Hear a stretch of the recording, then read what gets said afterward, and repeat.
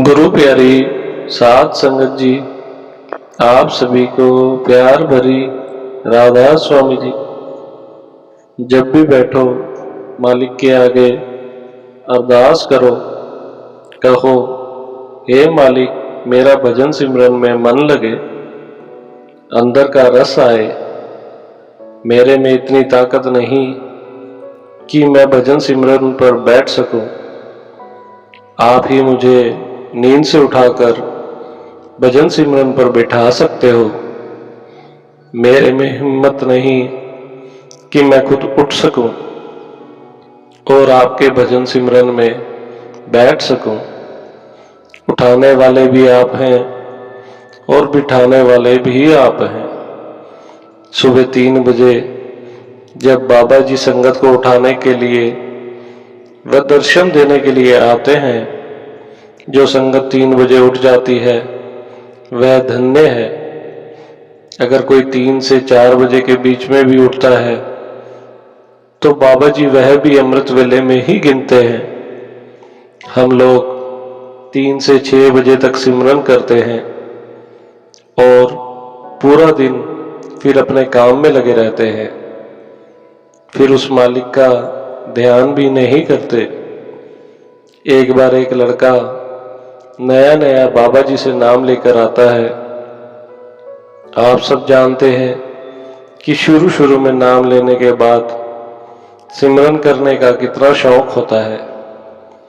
वह लड़का भी सुबह 3 बजे उठकर सिमरन करता था। एक दिन उसकी मां ने उसके कमरे में गई तो देखा कि वह सिमरन पर बैठा हुआ है, पर उसका सिर नीचे की ओर झुका हुआ है। वह भी वहीं बैठकर सिमरन करने लग जाती है, पर उसके बेटे को बिल्कुल भी पता नहीं चलता कि कमरे में कोई आया है। उसकी माताजी कमरे में 1 घंटा सिमरन करके चली जाती है, पर उसका सिर नीचे ही रहता है। कुछ समय के बाद जब लड़का सिमरन से उठकर बाहर आता है, उसकी मां ने उसे बड़े प्यार से अपने पास बुलाया। उसकी माताजी ने भी बड़े महाराज जी से नाम ले रखा होता है। उसकी मां ने उसको आवाज लगाई, बेटा मेरी बात सुनो। जब लड़का अपनी मां के पास जाता है तो माता उसे कहती है, बेटा तुम धन्य हो जो सुबह 3 बजे उठ जाते हो और बाबा जी के सिमरन में लग जाते हो। लेकिन सिमरन करते करते जब तुम्हारा सिर नीचे हो जाता है, तुमने उसे रोकना है। यह हमारा मन है जो हमें कहता है कि सो जा। हमने मन के कहे में बिल्कुल भी नहीं लगना है। हमने अपने सिर को नीचे झुकने नहीं देना है, क्योंकि सर नीचे हो गया तो समझो हमें नींद आ गई।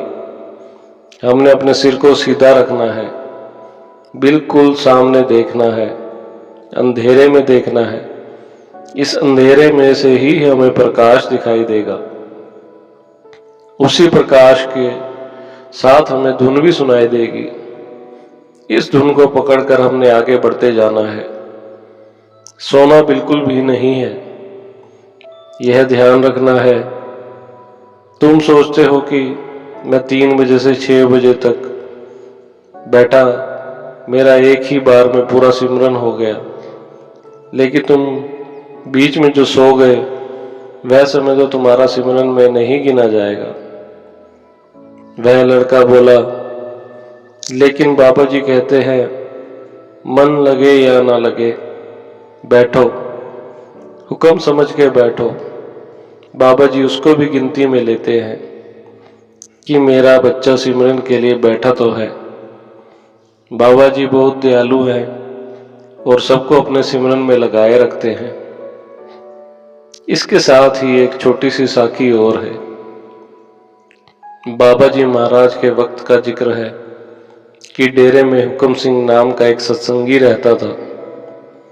वह 1 मिनट भी बेकार नहीं बैठता था। रात को भजन करता और दिन में सेवा करता था। सतगुरु के प्यार के कारण वह डेरे में रहने लग गया। जब मेहनत की, उसका अंदर का पर्दा खुल गया। लेकिन जिस तरह गरीब की झोपड़ी में हाथी नहीं समाता, इस तरह वह कमाई हजम न कर सका। बाबा जी महाराज ने हुक्म सिंह हजम करो तो कहने लगा कि इस समय अगर चारों वेदों का ज्ञाता भी सामने आ जाए तो मेरे साथ बात नहीं कर सकता। बाबा जी महाराज ने दया मेहर का हाथ खींच लिया और उसे शब्द सुनाई देना बंद हो गया। उसने बहुत कोशिश की, मगर फिर भी पर्दा ना खुला। आखिर में कहने लगा, मैं आपके खिलाफ और चाचा जी स्वामी जी महाराज के छोटे भाई सेठ प्रताप सिंह जी को चिट्ठी लिखूंगा। खैर, चिट्ठी लिखी या नहीं लिखी, पर वह नाराज होकर अपने गांव चला गया। जब बाबा जी चोला छोड़ गए तो उनके बाद फिर डेरे आ गया और वहीं रहने लगा। डेरे में बेबी रुको से उसकी नहीं बनती थी, उसके साथ झगड़ता रहता था। एक बार बीबी को कालकी गांव में एक साधु भेजने की जरूरत पड़ी। अभी वह तलाश में ही थी कि बड़े महाराज जी ने कहा, हुक्म सिंह को काले गांव में भेज दो। बीवी रुको ने बात स्वीकार कर ली और उसको काले भेज दिया। वहां अगर उसके पास कोई सेवा नहीं होती थी तो वह रस्सियां बांटने का काम लग जाता था। उसके पास हर रोज 3 काम ही थे।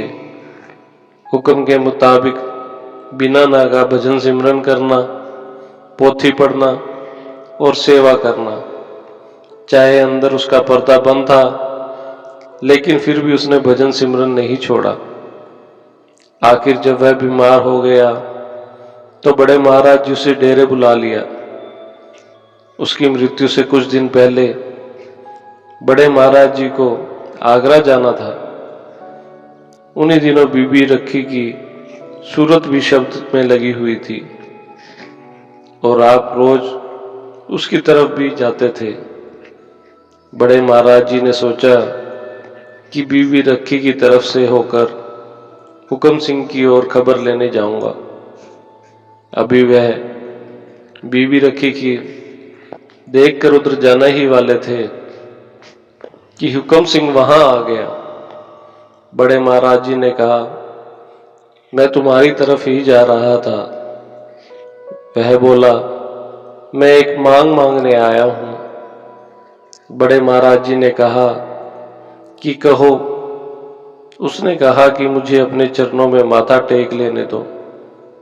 बड़े महाराज जी ने कहा कि वे माथा टिकाना पसंद नहीं करते। इस पर उसने कहा, अगर यह आपका शरीर बाबा जयमल सिंह जी का है तो माथा टेक लेने दो, नहीं तो मैं नहीं टेकता।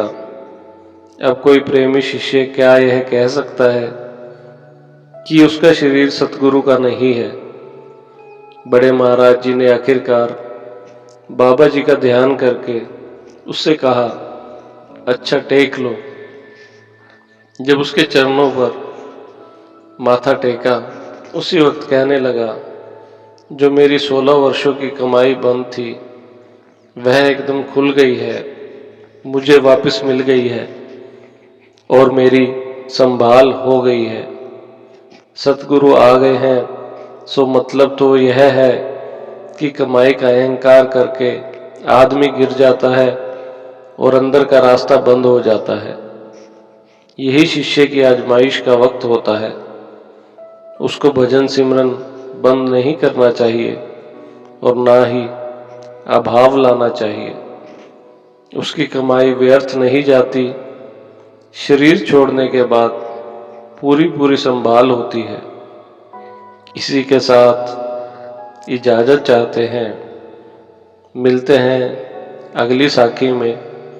राधा स्वामी जी।